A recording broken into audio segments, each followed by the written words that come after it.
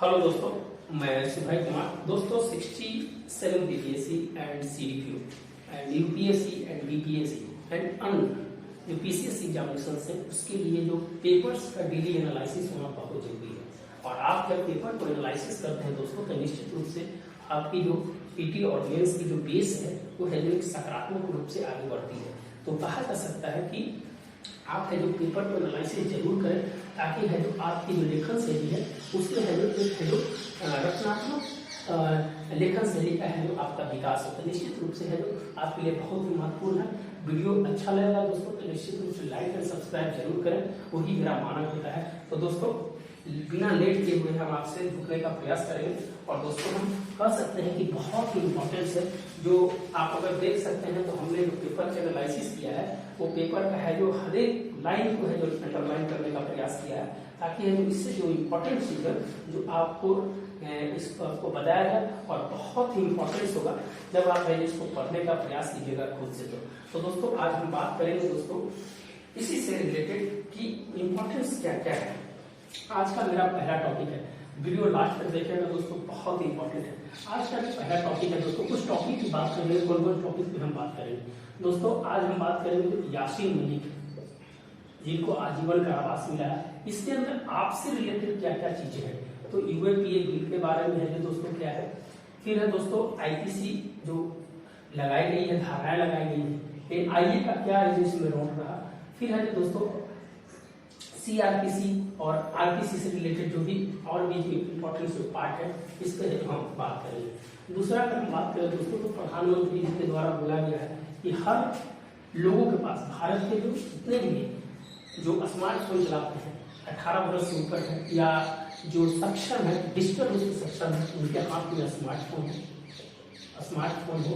और दूसरा है जो दोस्तों कि कृषि के लिए ड्रोन की है जो व्यवस्था है जो किया जाए, बहुत ही इंपॉर्टेंट है दोस्तों। ड्रोन बहुत इंपॉर्टेंट है, ड्रोन के बारे में हम चर्चा करेंगे। अगर आपको थोड़ा सा झलक बताए दोस्तों कि ड्रोन का भारत के वर्तमान में जो ड्रोन की क्या स्थिति है तो दोस्तों कह सकते हैं कि जो 100 कृषि ड्रोन की जो बारे में जो पिछले बजट में जो घोषणा की गई थी तो इससे जो वर्तमान समय में जो कृषि की जो आधुनिकता के बारे में बात करें, तकनीक के बारे में बात करें, उत्पादकता को बढ़ाने की बात करें, हमारा देश में दोस्तों कृषि की जो जीडीपी में हिस्सा है वो 16 से 17% है।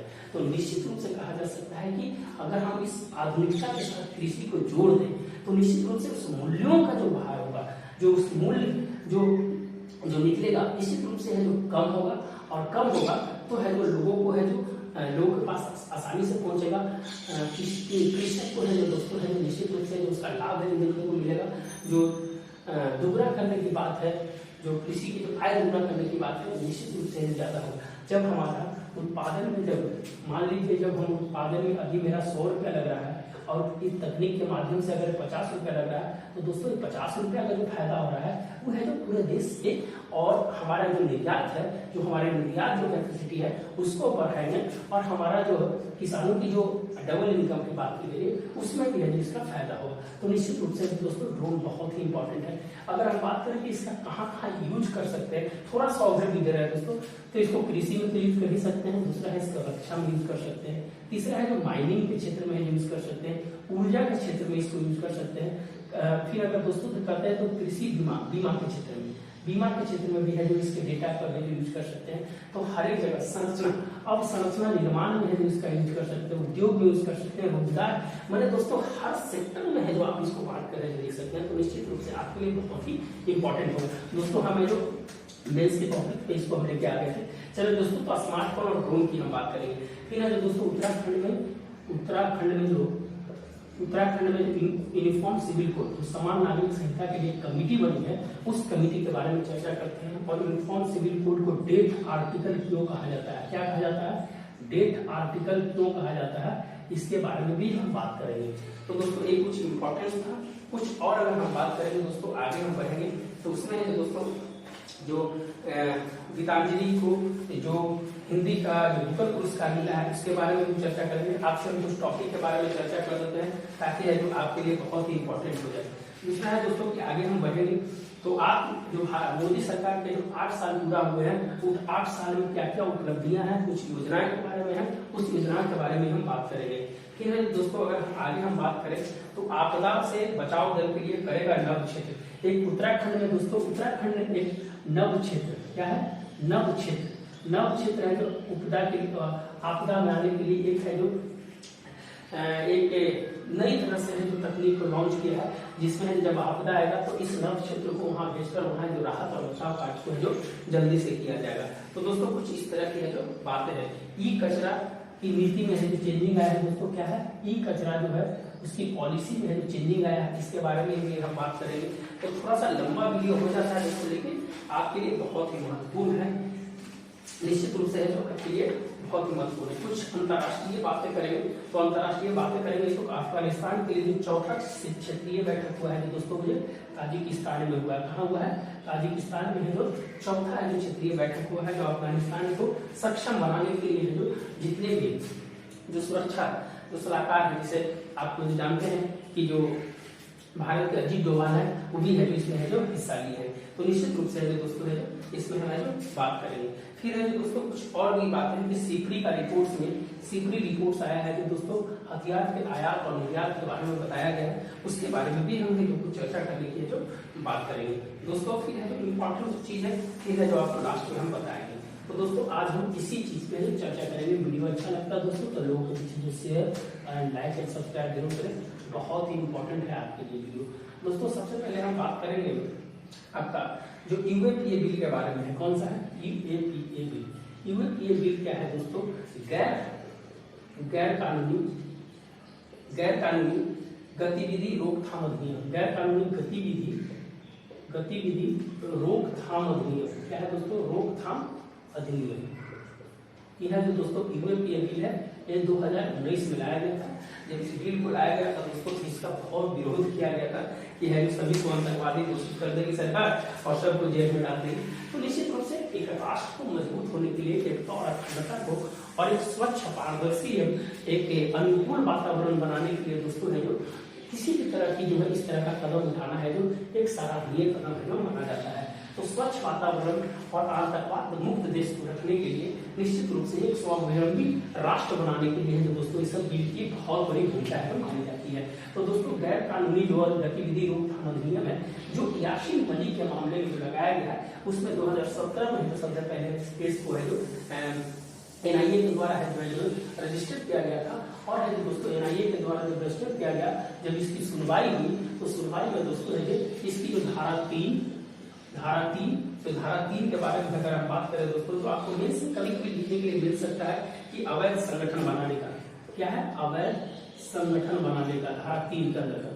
धारा 3 के बाद दोस्तों धारा 15 में अगर कहा जाए दोस्तों, तो इसमें है जो दोस्तों है कि अपने कृत को अंजाम देना, अपने जो कृत को अंजाम देना, अपने कृत को अंजाम देना।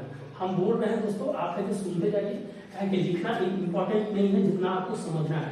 कुछ धाराएं हैं, जब आप लिख रहे होंगे तो अगर आप धाराएं लिख देते हैं तो निश्चित रूप से जो बहुत अच्छा होगा। धारा अगर 20 की अगर बात करें दोस्तों, तो उसका जो संगठन है उसका सदस्य बनाना या खुद है जो सदस्य बनना, संगठन का सदस्य बनना, यह जो धारा 20, जिस धारा में जो सजा हुई है उसके बारे में धारा की चर्चा है जो यहाँ पर कर रहे हैं। कुछ अगर और बात करें दोस्तों आगे धारा 38 और 39 में है जो धारा 38 और 39 में जो सजा की बात की गई है, धारा 38 और 39 में जो 5 साल से ऊपर की सजा की जो बात की गई है। तो कुछ इस तरह के धाराएं का जो प्रयोग है जो यासीन मलिक के बारे में जो किया गया है और बहुत ही इंपॉर्टेंट है। फिर दोस्तों इनकी जो इंडियन पेनल कोड है उसके अनुसार से इनके ऊपर जो धारा लगाई गई है उसमें दोस्तों 120, 121 और 121A, ये है जो 3 प्रकार की धाराएं इंडियन पेनल कोड जो दोस्तों लॉर्ड कैनिंग के समय में यह जो इसको लाया गया था। इसके समय में लॉर्ड कैनिंग के समय में इसको लाया गया था। इसमें जो दोस्तों आपराधिक साजिश रचने 120 में है जो आपराधिक साजिश को रचने में, फिर है दोस्तों उसमें है जो देश के विरुद्ध है जो दोस्तों उन्माद फैलाने में, और 121A में अगर हम बात करें दोस्तों तो अपराध की साजिश, जो उन्होंने अपराध किया है उसकी साजिश रचने में जो की है जो भूमिका कहीं ना कहीं निभाए हैं। तो यासीन मलिक को इसी मामले में है जो दोस्तों है जो सजा सुनाई गई और है जो कोर्ट ने कहा है कि हुर्रियत जो है ये भी एक आतंकी संगठन है। जो स्टेटमेंट जो दिया है दोस्तों उसने लिखा है कि हुर्रियत भी है जो आतंकी संगठन है। जो दोस्तों है जो ई है जो इसमें बोला गया है। तो निश्चित रूप से कहा जा सकता है कि जो गैर कानूनी रोकथाम अधिनियम जो 2019 हुए थी के बारे में है कि किसी भी व्यक्ति को अगर देश के राष्ट्रीय एकता और अखंडता और उन्माद फैलाने और अपराध की साजिश में अगर है जो लिप्त होता है तो उसे इस सजा के अंतर्गत उनको जो जेल जाना पड़ेगा और जो उनकी आजीवन कारावास की भी सजा हो सकती है। इसमें दोस्तों एक NIA की हमने बात किया था। तो NIA का गठन दोस्तों 2009 में किया गया था, जब है जो मुंबई में जब आतंकवादी हमला हुआ था। उसके बाद उसमें मनमोहन सिंह की सरकार थी और उसके बाद जो दोस्तों है जो NIA को जो गठन किया गया था और NIA ने अपनी बहुत बड़ी भूमिका है दोस्तों निभाई है। तो PT पॉइंट ऑफ व्यू से भी बहुत इंपॉर्टेंट है, PT पॉइंट ऑफ व्यू से भी बहुत इंपॉर्टेंट है और मेंस पॉइंट ऑफ व्यू से है जो दोस्तों ये सब इंपॉर्टेंट है। तो निश्चित रूप से दोस्तों है जो ये है जो इससे रिलेटेड है जो और है जो इसमें बातें हम कर सकते हैं। कुछ अगर जम्मू कश्मीर के बारे में अगर बात करें दोस्तों तो जम्मू कश्मीर में परिसीमन हुआ है। जो परिसीमन जो हुआ है दोस्तों वो है जो रंजन देसाई के नेतृत्व में हुआ है। इससे रंजन देसाई के नेतृत्व में हुआ है परिसीमन। और दोस्तों इसमें जो सीटों की संख्या है तो जम्मू में और कश्मीर में अगर सीटों की संख्या है तो जम्मू में 43 है दोस्तों और कश्मीर में 47 है। टोटल 90 सीट है और 16 सीट है दोस्तों वहाँ के SC के लिए है। इसी में से रखा गया है 90 सीट में से 16 सीट का कोई पूछ सकता है तो आप ध्यान रखिएगा। अगर और बात करें दोस्तों अगर तो 24 सीट है दोस्तों है जो POK के लिए है जो आरक्षित रखा गया है। तो कुछ इस तरह की है जो जम्मू एंड कश्मीर के बारे में दोस्तों है हमने बताने का प्रयास किया। अगर अभी वर्तमान में अगर वहाँ के जो उपराज्यपाल की अगर हम बात करें दोस्तों लेफ्टिनेंट गवर्नर की तो मनोज सिन्हा है। कौन है दोस्तों? मनोज सिन्हा है। तो ये है जो दोस्तों इससे रिलेटेड है। तो मुझे ऐसा लग रहा है कि आपके लिए बहुत ही इंपॉर्टेंट सेशन होगा। हम इस सेशन को आगे करते हैं और जो इम्पोर्टेंट है उसको जो पढ़ाने का प्रयास करते हैं। निश्चित अगर अच्छा लगता होगा दोस्तों तो निश्चित रूप से आप लोग जो लोगों के बीच जो शेयर है लाइक जरूर करें। दोस्तों आगे हम बात करेंगे कि मेरा सपना हर स्मार्टफोन और हर खेत में है जो ड्रोन है। देखिए दोस्तों दो पार्ट में हम बात करते हैं यहाँ पर। यहीं से स्मार्टफोन और ड्रोन के बारे में हमने जो करीब चर्चा है जो कर दिया। कुछ और बातें रह जाएंगी तो हम उसके जो बारे में बात करें। पहले दोस्तों 2014 तक स्मार्टफोन बनाने की कंपनी है जो 2 थी भारत में। अभी है दोस्तों इसकी संख्या ये दोस्तों 100 से पार कर रही है। निश्चित रूप से हमारा जो 140 करोड़ जनसंख्या है 140 करोड़ जनसंख्या है दोस्तों का हमारे क्या जो यूजर्स हैं जो 70 करोड़ प्लस है दोस्तों है जो इंटरनेट चलाने वाले हैं। 70 करोड़ प्लस है जो इंटरनेट चलाने वाले हैं। अगर टेली डेंसिटी की अगर बात करें दोस्तों तो हिमाचल प्रदेश है जो सबसे बड़ा है जो राज्यों में है जो 253% के आसपास है जो उसका है टेली घनत्व है। उसके बाद अगर राज्यों के शासित प्रदेश में अगर बात करें तो दिल्ली है जो दोस्तों है जो सबसे ज्यादा है। ये है ध्यान रखिएगा। फिर है दोस्तों बिहार की जो स्थिति है 53% है टेली डेंसिटी के अर्थ में। स्मार्टफोन क्यों जरूरी है? हम डिजिटल वर्ल्ड में आ गए हैं। कहा दोस्तों डिजिटल वर्ल्ड में आ गए। तो निश्चित रूप से अगर डिजिटल वर्ल्ड में आ गए हैं तो इससे है जो जितने भी तकनीक है आज जितने भी तकनीक है जैसे मान लीजिए कि एक ऐप की बात है जो हम आपकी बात कर रहे हैं कि एक ऐप है दोस्तों। उस ऐप में है जो भारत सरकार की बहुत सारी योजनाएं हैं जो उसमें है जो आप इंस्टॉल कर सकते हैं। आप उसकी जानकारी ले सकते हैं। तो निश्चित रूप से अगर आप स्मार्टफोन से अगर कनेक्ट करते हैं तो निश्चित रूप से आपकी है जो सभी प्रकार की सुविधाएं जो आपको जो सरकार की योजनाओं के आधार पर हो या मतलब किसी भी आधार पर हो तो निश्चित रूप से जो आप है इस माध्यम से जो प्राप्त कर सकते हैं। इसलिए है जो डिजिटल वर्ल्ड की जो बात है जो कही जा रही है और डिजिटल वर्ल्ड में आपको है जो आगे जो बढ़ने का है जो एक है जो मौका मिल सकता है। तो दोस्तों अगर इम्पोर्टेंस अगर बात करें तो यहाँ पर ड्रोन की बात है। तो ड्रोन महोत्सव हुआ है दोस्तों। कहाँ पर हुआ है? ड्रोन महोत्सव हुआ है। ड्रोन महोत्सव कहाँ पर हुआ है दोस्तों? ये हुआ है आपको दिल्ली के प्रगति मैदान में। दिल्ली के प्रगति मैदान में ये है जो आपका ड्रोन महोत्सव मनाया गया है। ड्रोन महोत्सव जो मनाया गया है उसमें जो दोस्तों कहा गया है कि ड्रोन से जो जितने भी जो वर्तमान में भी जो कृषि की बात हुई हमने कृषि की बात कर ली है खनन की बात कर दी, बहुत सारी चीज है जो हमने जो वहाँ पर जो बात किया, जो है जो बहुत ही इंपॉर्टेंट है जो वहाँ पर हो जाएगा, कृषि की, खनन की, बीमा की। फिर है दोस्तों, और अगर हम बात करें उसमें दोस्तों अवसंरचना निर्माण की, इसमें अवसंरचना निर्माण की। फिर है दोस्तों, अगर और बात करें तो निश्चित रूप से है जो आपदा प्रबंधन। फिर अगर और बात करें दोस्तों तो ऊर्जा के क्षेत्र में। तो दोस्तों इस सब क्षेत्र में अगर बात करें, कृषि के बारे में हमने बता दिया कैसे छिड़काव करना है। माइनिंग के क्षेत्र में बहुत सारी चीज अगर माइनिंग होती है तो वहाँ पर जो निश्चित रूप से है जो अगर ड्रोन यूज करते हैं जो खतरा हो जाती है, लोग है जो खदान में जाते हैं और नीचे ही में उनकी मृत्यु हो जाती है, तो ड्रोन के माध्यम से हमें जो वहाँ पर ट्रांसपोर्टेशन का भी काम जो वहाँ पर कर सकते हैं। बीमा के क्षेत्र में जो दोस्तों है जो डेटा को सही रूप से है जो हमें जो लोग के पास है जो लाने का प्रयास करेंगे और जो एक सकारात्मक डेटा हो जाएगा। अब संरचना के क्षेत्र में दोस्तों आप जानते हैं कि रक्षा क्षेत्र की अगर बात किया जाए या और इंफ्रास्ट्रक्चर है, रोजगार है जो देने की बात हो गया, तो अगर हम बढ़ाएंगे तो निश्चित रूप से रोजगार है जो देने की बात की गई है।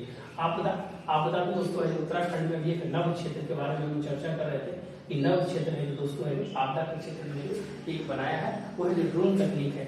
फिर जो कोविड में जिस प्रकार से तेलंगाना में या अन्य उत्तर पूर्वी राज्यों में किस प्रकार से दवाइयों को पहुंचाने का काम किया, तो उसमें कहीं ना कहीं जो ड्रोन है जो बहुत ही इंपॉर्टेंट हुआ। ऊर्जा के क्षेत्र में ट्रांसमिशन लाइन को चेक करना या अन्य चीजों को है जो उसको है जो लागू करना, तो निश्चित रूप से ऊर्जा के क्षेत्र भी बहुत ही इंपॉर्टेंट है। तो कुछ इंपॉर्टेंस था दोस्तों जो है जो इसमें हम बताने का जो प्रयास किए, पीटी पॉइंट्स ऑफ व्यू और मेन पॉइंट ऑफ व्यू से दोनों से जो बताने का जो प्रयास किए।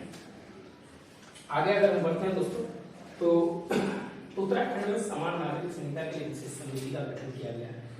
उत्तराखंड में यूसीसी यूनिफॉर्म सिविल कोड के लिए रंजन प्रसाद देसाई के नेतृत्व में है जो दोस्तों एक कमेटी का रंजन प्रसाद देसाई के नेतृत्व में एक कमेटी का गठन किया गया है और यह जो रिपोर्ट सौंपेगी, रिपोर्ट सौंपने के बाद जो फिर जो लागू किया जाएगा। आगे गोवा एक राज्य है जहाँ दोस्तों जो यूनिफॉर्म सिविल कोड है जो लागू है और ये भी है जो दोस्तों कहाँ से लिया गया है, ये जो पुर्तगाल अधिनियम था, पुर्तगाल अधिनियम 1885 के आसपास का एक अधिनियम बना था, उस अधिनियम से दोस्तों है जो यूनिफॉर्म सिविल कोड को है जो आगे जो बढ़ाया गया, गोवा में जो लागू है। इसको है जो दोस्तों है जो डेथ आर्टिकल के बारे में भी इसकी संज्ञा कर दी गई है। क्या दिया गया है कि डेथ आर्टिकल क्यों कहा जाता है डेथ आर्टिकल, तो ये है कि इसकी यूज है जो नहीं हो रही है, सिर्फ है जो पड़ा हुआ है। ये है जो आपको जो 44 है दोस्तों, ये है जो डीपीएसपी में है और डीपीएसपी में जो 44 है इसका यूज है जो नहीं हो रहा है, क्योंकि इसके कोई बहुत कारण है। भारत में विभिन्न समुदाय धर्म का है जो एक संगम है दोस्तों और इस संगम के चलते हैं सबकी अपनी अपनी है जो राहें हैं और इसके चलते हैं दोस्तों उत्तराधिकार, विवाह, तलाक, सब चीज की जो समस्या है देखने को जो मिलती है। तो ये दोस्तों ये बहुत ही इंपॉर्टेंट है और आपको पीटी और इम्पोर्टेंस व्यू से ये जो बहुत है। फिर है दोस्तों बुकर पुरस्कार के बारे में बात कर रहे हैं। बुकर पुरस्कार, बुकर पुरस्कार में मिला है दोस्तों, आप जानते हैं कि गीतांजलि को उनके बुक जो है रेत समाधि, कौन सा है, रेत समाधि के लिए जो मिला है, रेत समाधि के लिए।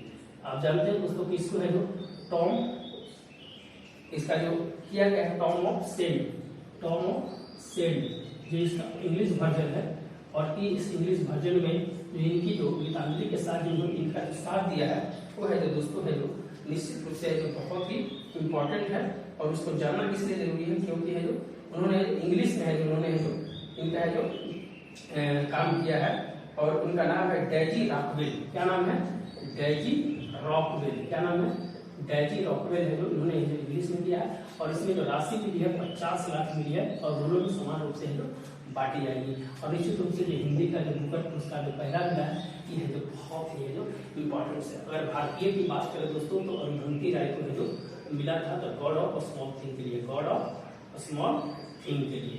तो इसकी जो इम्पोर्टेंस चीज है दोस्तों है हम बताने का प्रयास किए। बुकर शायद 1958 से चालू है, आप जो जरूर देख लीजिएगा। बुकर 1958 या 1969, थोड़ा कंफर्म नहीं है डेट के बारे में लेकर, लेकिन है जो अगर मुझे ऐसा लग रहा है कि मुझे जो याद आया मैंने बताया, मैं इसके लिए अगर गलती होगा तो आप सुधार दीजिएगा। मुझे जो याद आया मैंने आपको बताने का प्रयास किया, तो उसको है जो कमेंट बॉक्स में जरूर है जो लिखने का है प्रयास कीजिएगा। फिर है दोस्तों जो आगे अगर हम बात करें कि बदलेगी ई कचरे की नीति, अगर हम ई वेस्ट की अगर बात करें दोस्तों, तो ई वेस्ट में है जो अभी जो इसका सिर्फ है जो समाधान गया है कि ई वेस्ट है जो इसकी जो नीति है जो बदलने का है जो प्रयास किया जा रहा है।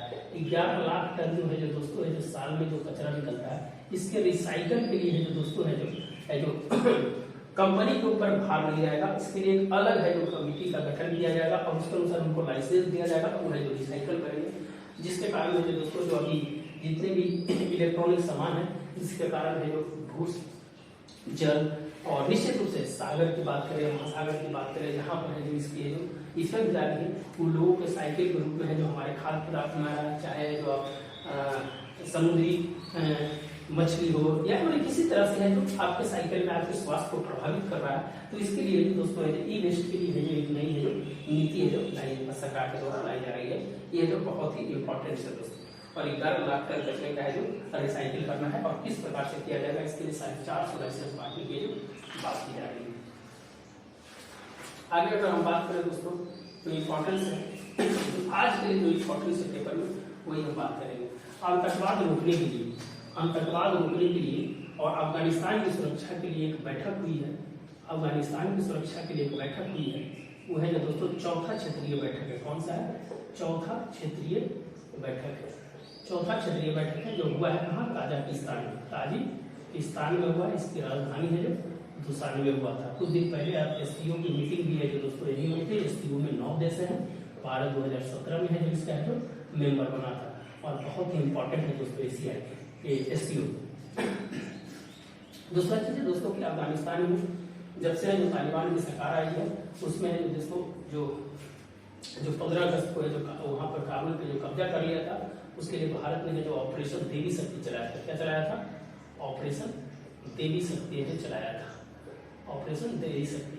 भारत ने अफगानिस्तान को मदद के लिए 50,000 टन है जो गेहूं है जो दोस्तों है, उसमें 17,000 गेहूं है जो ऑलरेडी जो पाकिस्तान के रास्ते जो वहां पर भेजा। बहुत सारी दवाइयां है जो भेजी है, तो मानव रक्षक की दवाइयां हैं उसको है जो अफगानिस्तान में भेजा है। निश्चित रूप से दोस्तों अफगानिस्तान में भारत की जो करीब 200 से 300 परियोजनाएं जो चल रही हैं और निश्चित रूप से भारत के लिए बहुत ही महत्वपूर्ण है। अगर आप अफगानिस्तान की बात करें दोस्तों तो अफगानिस्तान से डायरेक्ट रूट है जो भारत का है जो पीओके से कटा हुआ है, इसलिए दोस्तों इस रूट से जो दोस्तों है जो अफगानिस्तान पहुंचने और वहां से जो मिडिल ईस्ट तक जाने का प्रयास करता है भारत। कुछ और इम्पोर्टेंस अगर बात करें दोस्तों तो सिप्री रिपोर्ट्स एक है जो दोस्तों सिप्री रिपोर्ट्स जो है अफ्रीकॉम के द्वारा है जारी किया जाता है। सिप्री रिपोर्ट्स इसमें है जो दोस्तों जो कहा गया है सिप्री रिपोर्ट्स ये सब है जो दोस्तों है जो आपको पूछता है। उसमें अगर आयात की बात करें और निर्यात की बात करें दोस्तों, आयात में भारत है जो सबसे पहला है, उसके बाद है जो दोस्तों सऊदी अरब है। कौन सा है? सऊदी अरब। अगर निर्यात की बात करें दोस्तों तो है जो अमेरिका और उसके बाद है जो दोस्तों है जो रूस है। तो निर्यात में सबसे ज्यादा अमेरिका करता है और आयात है जो भारत करता है और दूसरा पर सऊदी अरब है। भारत सबसे ज्यादा आयात है जो दोस्तों है जो रूस से करता है 44 से 46% सबसे ज्यादा। निश्चित रूप से जो दोस्तों है भारत के लिए बहुत ही महत्वपूर्ण है और भारत है जो निर्यातक की सूची में भी है जो दोस्तों है जो अपना जगह बना लिया है, जो 18वां नंबर पर है जो भारत आता है। भारत ने अभी है जो जानते हैं फिलीपींस के साथ है जो दोस्तों है जो अभी हाल फिलहाल में है जो दोस्तों है जो ब्रह्मोस मिसाइल का है जो उन्होंने डील किया है 34 इतना है जो अरब डॉलर में है किया है। कितना में किया है? अरब डॉलर में किया है और उसको जो अपना ब्रह्मोस मिसाइल देगा। तो निश्चित रूप से निर्यातों की सूची में जो भारत है जो आगे बढ़ रहा है और आत्मनिर्भर रक्षा में जो आगे बढ़ रहा है। तो इस सिप्री का कुछ रिपोर्ट था। तो कुछ आज के लिए दोस्तों हम यही कहानी छोड़ते हैं। अगर चीन की बात करें तो 5वां नंबर पे आता है दोस्तों। उसमें नेपाल रैपर बालेंद्र शाह जो काठमांडू के नए है जो मेयर बने हैं, जो बालेंद्र शाह है दोस्तों, बालेंद्र शाह जो है वो है जो नेपाल के मेयर बने हैं, नेपाल के मेयर बने हैं। ये है जो रैपर है, क्या है? रैपर है। तो दोस्तों आज के लिए दोस्तों इतना ही बहुत इंपॉर्टेंस है। अगर और कुछ होगा तो हम बताने का प्रयास करेंगे। अगर आपको अगर अच्छा लगता है तो निश्चित रूप से दोस्तों है जो आगे जो बढ़ाने का प्रयास करेंगे। और कुछ आज के आर्टिकल में है कि महंगाई रोकने के लिए दिशा में ठोस प्रयास है जो करने का है जो आज के आर्टिकल में है। तो इसमें कुछ इंपॉर्टेंट चीजें किस प्रकार से भारत ने जो अपनी इसको बारे में हम बता रहे थे कि जो महंगाई रोकने के लिए भारत ने जो क्या क्या किया है कि दोस्तों इसमें जो कुछ नीतियां हैं जो भारत ने किया है, कुछ आयात में जो 0% कर दिया है। जैसे है जो आपकी खाद्य तेल के बारे में बात करें या अन्य चीजों के बारे में बात करें, कपड़े के बारे में बात करें, तो उसको है जो उसमें है जो 0% कर दिया है। और कुछ निर्यात को जो रोका है, जिसमें गेहूं और चीनी है दोस्तों। और इस तरह से इस इन्फ्लेशन को रोकने में कहीं ना कहीं जो भारत है जो सक्षम होगा। अभी जो थोक मूल्य सूचकांक दोस्तों है जो 10 पॉइंट से ऊपर पहुंच गया, जो 6% होना चाहिए। और इस रूप से जो आज यूक्रेन और कोविड ने अर्थव्यवस्था की जो कहीं ना कहीं जो उसकी जो बेस है उसको कहीं ना कहीं जो खत्म किया है। तो इस पे है जो भारत की जो वर्तमान की स्थिति अच्छी है।